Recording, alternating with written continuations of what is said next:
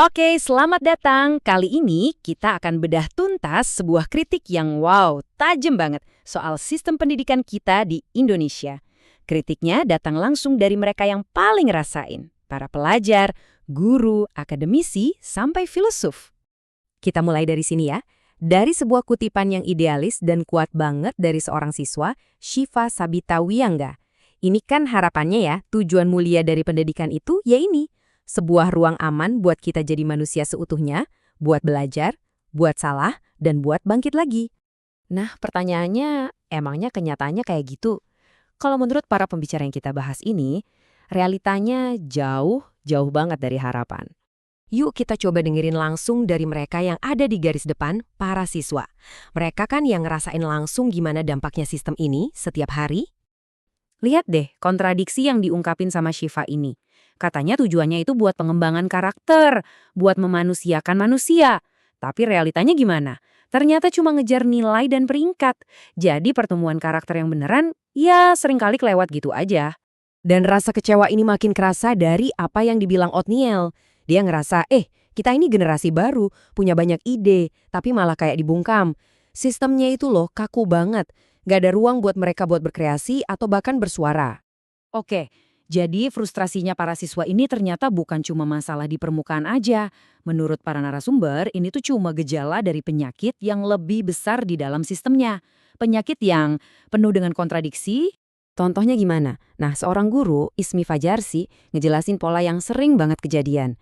Jadi ada model pendidikan dari luar negeri, bagus di sana, terus langsung aja kita impor. Tanpa riset dulu, tanpa ngecek dulu benar-benar cocok nggak buat kita di sini. Hasilnya, ya bisa ditebak, gagal pas diterapin. Dan ini nih salah satu kontradiksi yang paling bikin geleng-geleng kepala dari Profesor Sugeng. Kurikulumnya keren, maunya kita bisa mikir kritis, belajar yang mendalam. Tapi, coba tebak, ujiannya gimana? Masih pilihan ganda.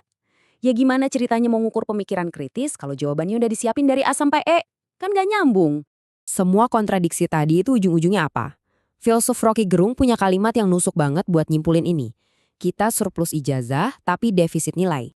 Surplus ijazah itu bukan cuma omong kosong loh. Lihat angka ini, 9.000. Ini bukan angka sembarangan, ini jumlah lulusan S3. S3 loh ya, dari satu kampus yang setelah lulus beberapa semester masih juga nganggur. Ironis banget kan? Tapi kenapa sih kontradiksi ini bisa terus-terusan ada? Kenapa kayaknya susah banget diubah? Nah, menurut para pembicara, akarnya tuh lebih dalam dari sekedar salah kebijakan. Ini soal mentalitas. Mentalitas jadul yang kayaknya nolak buat mati.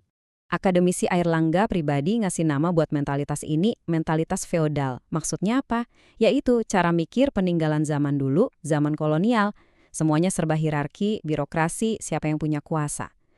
Ini kan jelas tabrakan banget sama semangat zaman sekarang yang serba digital dan butuh kelincahan. Terus, gimana mentalitas feodal ini kelihatan di dunia nyata? Nah, ini dia contohnya. Anggaran pendidikan yang harusnya buat siswa dan guru, malah kesedot buat kepentingan birokrasi. Terus kita lebih sering dengar narasi-narasi hebat soal kebanggaan bangsa, tapi masalah yang beneran di depan mata malah nggak diselesain. Dan yang paling parah, kalau ada guru atau dosen yang kritis, coba bersuara, mereka dibungkam. Kadang caranya halus banget, cukup lewat WA dari atasan. Kritik ini nggak berhenti di situ. Bahkan ini sampai nyentuh ke akarnya, sampai mempertanyakan fondasi filosofis dari seluruh sistem pendidikan nasional kita. Pinur Bapak Rama Pratidyoda ini ngajak kita mikir dengan pertanyaan yang dalam banget. Pengetahuan siapa sih yang sebenarnya kita anggap penting? Udah merdeka belum kita secara epistemik? Maksudnya, kita ini udah beneran ngehargain pengetahuan dari budaya dan masyarakat kita sendiri? Atau jangan-jangan kita masih aja ngeliat keluar sementara kearifan lokal kita sendiri diabaikan? Dan poin ini digambarin dengan brilian sekaligus nyelekit banget sama Rocky Gerung. Dia ngambil filosofi luhur dari Ki Hajar Dewantoro yang kita semua tahu, terus diplesetin. Buat nunjukin gimana idealisme itu sekarang jadi korup dalam praktiknya. Lihat aja, Ingar Sosung Tulodo yang artinya di depan memberi teladan jadi Ingar Sosung korupsi. Ing Madya Mangun Karso di tengah membangun semangat jadi Ing Madya Mangun dinasti. Wah tajam banget ini sih. Oke, masalahnya udah jelas, dalam, dan mengakar. Terus solusinya apa dong? Kata para narasumber, ini udah bukan lagi waktunya buat perbaikan-perbaikan kecil. Erlangga pribadi ngasih kesimpulan yang dramatis, bisa dibilang. Katanya yang kita butuhin itu bukan cuma radical break atau terobosan radikal, tapi sesuatu yang lebih besar, the Great Reshuffle. Penting banget buat dicatat ya. The Great Reshuffle ini bukan cuma soal ganti menteri atau ganti pejabat, bukan. Ini tuh panggilan buat ngubah total cara kita berpikir, cara kita memandang masalah, dan cara kita ngelola negara ini dari akarnya. Jadi dari semua pembahasan ini diagnosisnya udah jelas banget kan, penyakitnya apa, gejalanya apa. Tapi ini ninggalin kita semua dengan satu pertanyaan gede. Apakah sistem yang udah begini rusaknya masih bisa diobati sedikit demi sedikit? Atau emang satu-satunya jalan ya cuma perombakan total, the Great Reshuffle itu? Nah, ini pertanyaan yang mungkin bisa kita renungin bareng-bareng.